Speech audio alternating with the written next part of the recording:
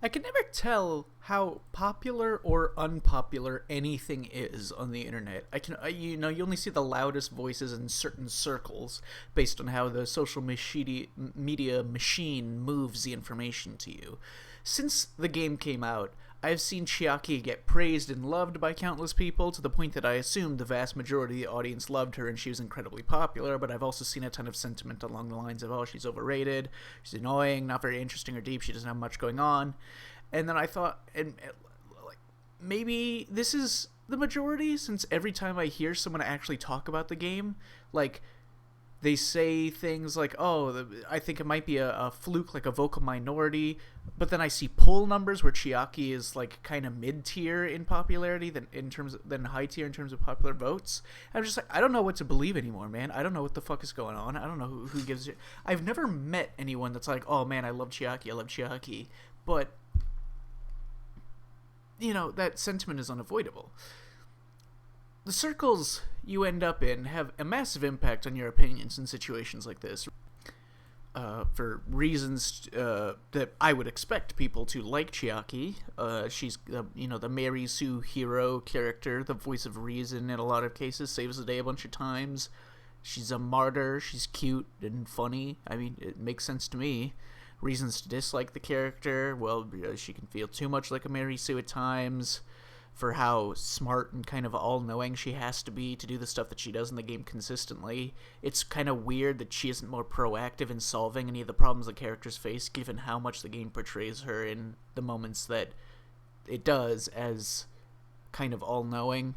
Like, why does Hajime have to solve anything in the trials if Chiaki already clearly knows the next answer?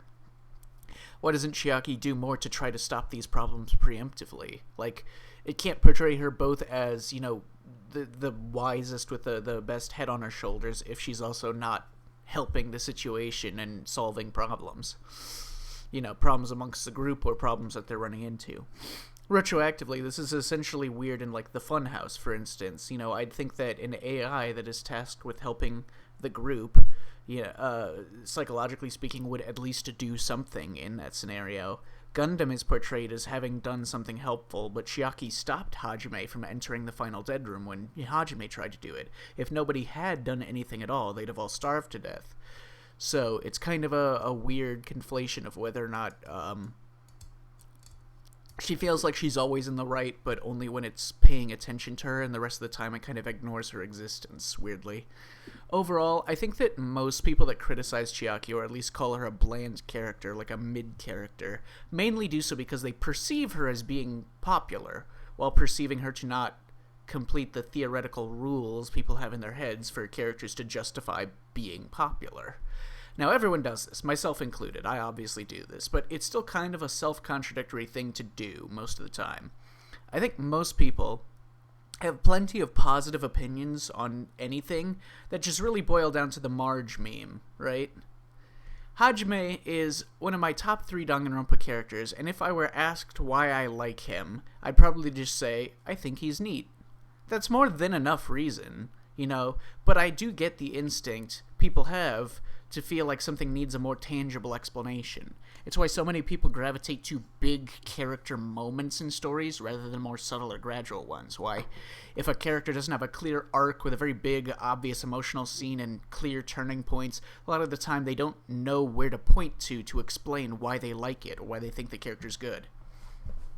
The phrase, I think it's neat, from the Marge meme, realistically means that your reasons for liking something are so vague and or psychologically complex that you can't really describe the thought process involved and put it into words and clear communication.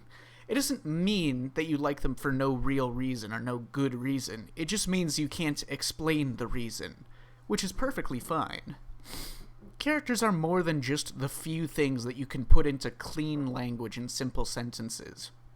Characters are the totality of all of their words and actions and consistencies, foils, relations to the themes, abstractions and interpretations, so on.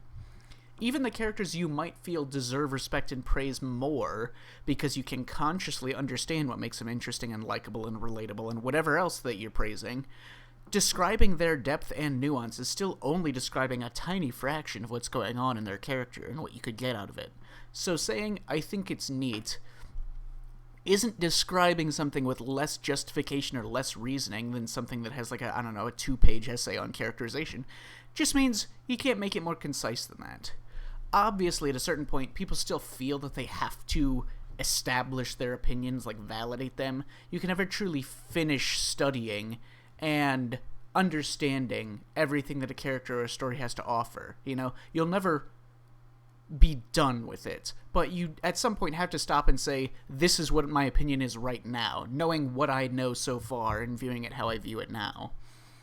That's kind of a blanket statement that applies to anything, but it serves the mentality that instead of trying to dismiss positive opinions with counter-arguments, your first instinct should be to study them and learn from them. There isn't much logic in, say, counter-arguing against people that love Chiaki, who just say, oh, I think she's neat, by saying, oh, she's not a complex character, based on her not having, clear arcs or internal conflicts and, like, human complexities or whatever, because there are plenty of great characters in fiction that don't have those things and are still considered great characters. You can't really argue that anything is bad because it lacks something in particular. I think people get into this mentality where they zoom their focus out too much and they only look at the biggest, most obvious shit and then come to the conclusion that, like, Chiaki is a plain, boring character. But when you actually play the game, when you actually experience it in real time, she's still fun. She has lots of quirky elements to her personality. She's an AI designed to facilitate a therapy program, so she's a bit awkward and weird due to being an artificial construct, but she's also, ironically, highly socially insightful, because she was designed for therapy, which creates a fun contradiction in her personality, which is why she can so easily observe that, like, oh, Fuyuhiko wants to join the party, but he feels like he has to maintain his image as the Yakuza heir in Chapter 1, why she interacts with Hajime so much, because Hajime is in a prime situation that triggers his mental hang-ups and such, being surrounded by what he considers to be his superiors due to them having talents. She's really bad at explaining things, and she's surprisingly, like, grumpy and pushy at times. She's pouty and will start insulting people when she gets mad at them. Oh, I see. You want me to explain it to you, right? Because you don't understand what I'm saying, right? It's hard to tell if she understands basic things or not due to her lack of her expression and her odd behaviors a lot of the time. Like, she's terrible and awkward at flirting. She writes and draws things at a fucking preschool level. There's a ton of things that are common knowledge that she just doesn't know at all. And she just has a funny deadpan awkwardness where she looks like dead straight with her mouth hanging open, uncertain of how she should act, what she should say, and not able to communicate if she's paying attention at all. Like, look at this. Look at this dead fish. This bitch has no idea what's going on. Out with a blonde lady ever since I was a kid. Uh-huh. Her entire personality is just a mood, and this makes her extremely memeable and relatable. It's easy to project comedy and meaning onto her disconnected responses and attitude, without it negating her from reasonable, nuanced reactions to different stuff. There are a lot of elements of her personality that are twisted to make sense based around her being an artificial intelligence, and a lot of elements of her character role based around being the love interest character. Now, it's unclear to me, at least, if Chiaki is meant to be a deconstruction of the love interest character, or if she really was just written the way she was because Kodaka, as he stated in interviews, wanted to make a character that he personally liked. Which, to be fair, is a completely valid excuse for a writer to do anything. I don't know what the meta-commentary would be if Chiaki is meant to be a subversion of the love interest, but I think that it's likely that she is in some way, because DR2 as a whole has a lot more explicitly romantic text in it from the FTEs than the first game did. Hajime is a character that is interested in pursuing romantic relationships, or at least has to engage with that a lot, and the game has some parody mentions of dating sim mechanics and tropes. Obviously, this is just a trend that keeps going and going. V3 goes much harder with the explicit romantic and sexual content, but it was DR2 that really started to make it part of the tone, with much more fan service in more streamlined ways. Thought about it for a while, and I can't really think of a clear-cut meta-commentary Chiaki would be making with this, other than her being kind of like Monica from Doki Doki, like an artificial intelligence made to be a dating sim character. Like, this would be the commentary, right?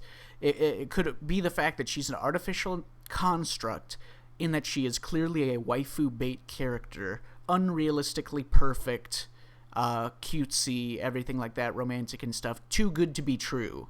And the meta commentary is that she is such a perfect waifu, would be too good to be true. She is too good to be true, literally in universe. She was manufactured to be this way. She's an AI. Those are the meta commentaries that come to mind.